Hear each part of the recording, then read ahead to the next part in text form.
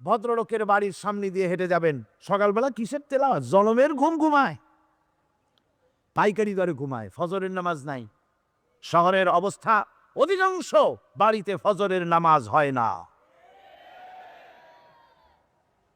ডিসেন্টিনার মাধ্যমে, আগে তো শুধু বাংলাদেশের ছবি, ডিসেন্টিনার মাধ্যমে সারা পৃথিবীর শয়তানি আর বদমাশি ঘরে বসে গেলা যায়। উপকারিতা এবং অপকারিতা দুটোই আছে।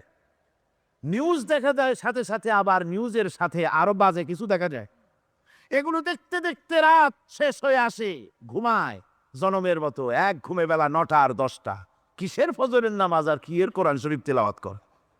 এরপরে উঠলো 9টা 10টার সময়, উঠে তারপরে গানের মাস্টার এসে গেছে। তখন ইতিমধ্যেই গানের মাস্টার এসে গেছেন।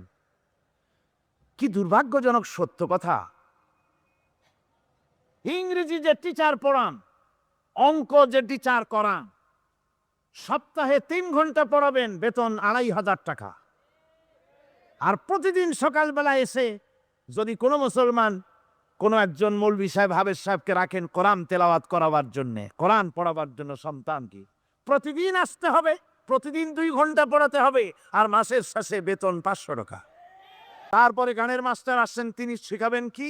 রবীন্দ্রসঙ্গীতের প্যানপ্যানানি, যা শুনলে পরে কানে ময়লা জমে যেতে পারে, যে গান শুনলে জীবিত মানুষ মৃত্যু হয়ে যায়।